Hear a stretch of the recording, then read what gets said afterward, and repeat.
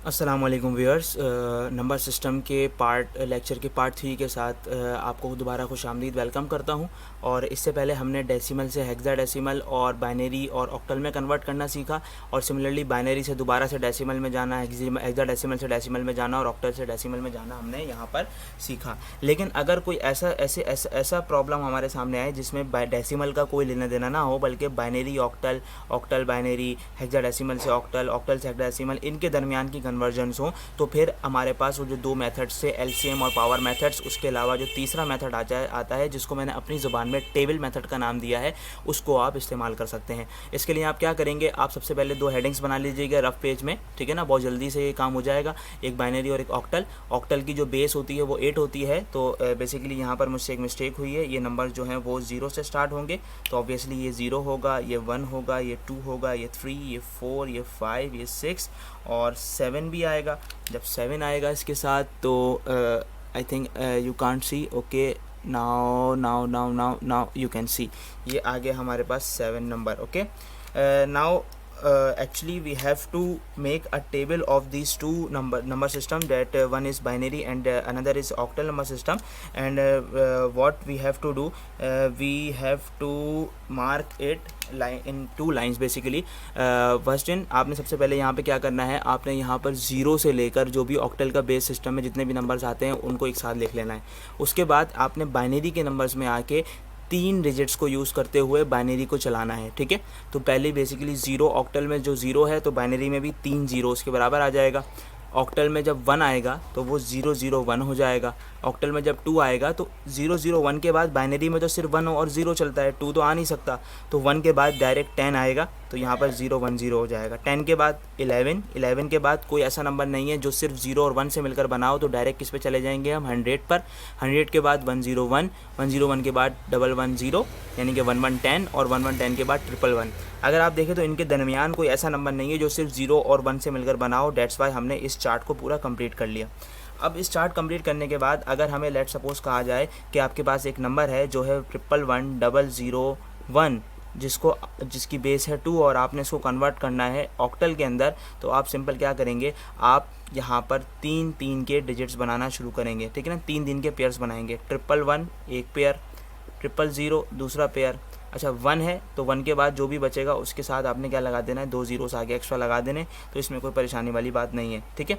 जब ये पेयर बन जाएंगे तो 111 आप यहाँ से मैच करेंगे, किसके बराबर है, 111 बराबर है 7 के, ठीक है।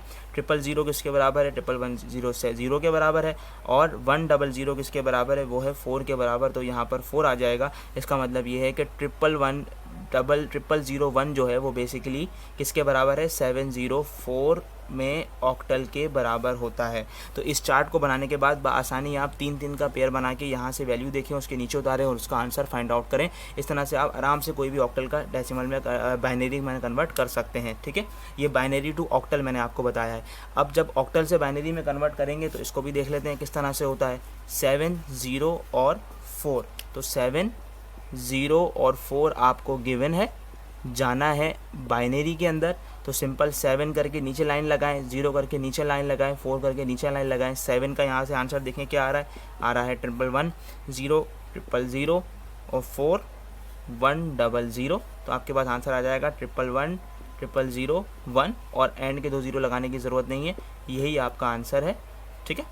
सिंपल इज़ डैट, कोई प्रॉब्लम यहाँ पर आपको नहीं होगी।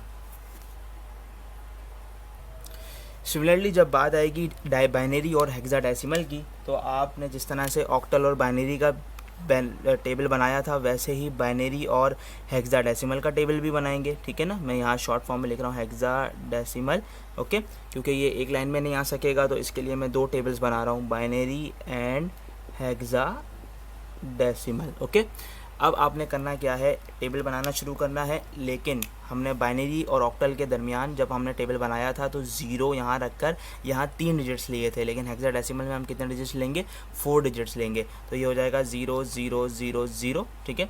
1 बराबर आ जाएगा 0 0 0 1 के, 2 बराबर आएगा 0 0 0 सॉरी यहाँ पर आएगा 1 0, 3 बराबर आएगा 0 0 1 1, 4 बराबर आएगा 0 100, 5 आ जाएगा आपका बराबर 0101, सिमिलरली 6 आपका जो है वो बराबर आएगा 0110, ठीक है ना।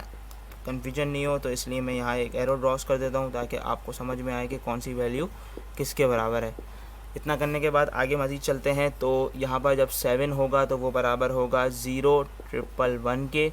जब 8 में आएंगे तो ये बराबर हो जाएगा लेट्स सपोज 111 के बाद आता है 1000, ठीक है।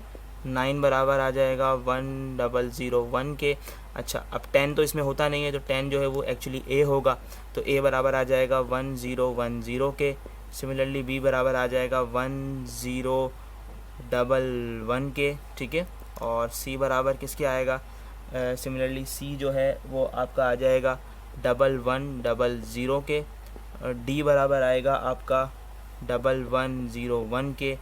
ई बराबर आएगा सिमिलरली 1110 के। और एफ आपका बराबर आ जाएगा 4 दफ़ा 1 के।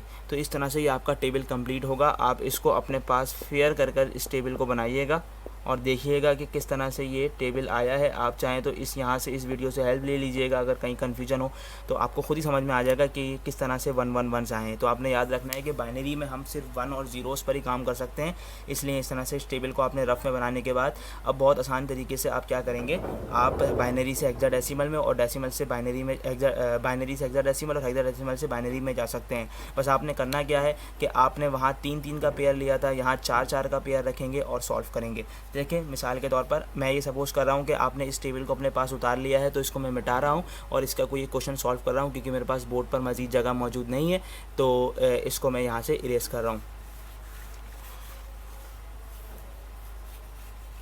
अब जब मैंने इसको यहाँ से इरेज कर लिया तो मैं एक क्वेश्चन यहाँ सॉल्व करने लगा हूँ। मिसाल के तौर पर मेरे पास है ए बी और 7 जिसकी बेस है 16 और इसको मैंने कन्वर्ट करना है बाइनरी के अंदर। तो बहुत सिंपल सी बात है कि मैं यहाँ लिखूँगा सबसे पहले ए, फिर लिखूँगा बी और फिर लिखूँगा 7। इन तीनों के लाइन नीचे लाइन बनाऊँगा और जो मैंने टेबल बनाया था उस टेबल के हिसाब से मैं यहाँ पर नंबर्स रख दूँगा।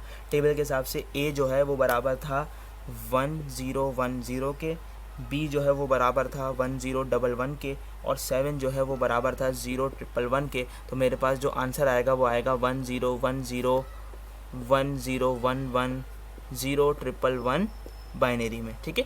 ये हमारा आंसर आया। सिमिलरली अगर हमें बाइनरी से हेक्साडेसिमल में जाना है तो क्या करना होगा, ये भी बहुत आसान है। बाइनरी से हेक्साडेसिमल में जाने के लिए हम क्या करेंगे, लेट्स सपोज हमारे पास एक क्वेश्चन है जो है 111, जितने भी वंस हैं ज़ीरोज़ 11001, ओके। और इसकी बेस है 2, कन्वर्ट करना है बेस 16 के अंदर। तो इससे पहले वीडियो में शायद मैंने एक मिस्टेक की थी। अगर आप उसको पहचान सके तो इसको सॉल्व कर लीजिएगा, इस इशू को रिजॉल्व कर लीजिएगा। उसमें ऑक्टल और बाइनरी में हमने एक मिस्टेक कर ली थी कि हमने लेफ़्ट साइड से शुरू करा था, जबकि हमें जब इस तरह से कन्वर्जन कर रहे होते हैं तो हमेशा राइट साइड से शुरू करते हैं और 4-4 का पेयर बनाते हैं। तो ये पहला 4 पेयर, फिर ये 4 का पेयर, फिर ये 4 का पेयर और ये 1 सिंगल बचेगा। तो इससे पहले मैं 3 जीरोस लगाकर इसको 4 को कंप्लीट करूँगा। कैसे करूँगा, ये वाले 1 के साथ 3 जीरोस लगाऊंगा, 0 0 0 1, एक पेयर बन गया। फिर ये वाला पेयर आ जाएगा 1 1 1 1, फिर 0 0 0 1, ये वाला पेयर आ गया। अब लास्ट पेयर रह गया 1 0 0 1 वाला पेयर, ठीक है। चार्ट में से इन सब की वैल्यूज़ देखूँगा तो 0001 जो है वो बराबर है 1 के और 4 दफ़ा 1 जो है वो बराबर है एफ़ के, ठीक है। और 3 ज़ीरोस 1 1 ये बराबर होगा आपका 3 ज़ीरोस 1 1, ये भी 1 के बराबर होगा। और 1001 जो है वो बराबर होगा 9 के। तो आपका जो आंसर आएगा वो आएगा 1F19 बेस 16। तो याद रखना है जब आप इस तरह से बार्स लगा रहे हो, पेयर्स बना रहे हो हेक्साडेसिमल के अंदर 4-4 के और ऑक्टल में 3-3 के, तो राइट हैंड साइड से शुरू करेंगे और जो अगर लास्ट में जितने भी डिजिट्स बच जाएंगे तो उनसे पहले उतने डिजिट्स के ज़ीरोस लगाकर उसको ख़त्म कर देंगे, क्लोज कर देंगे।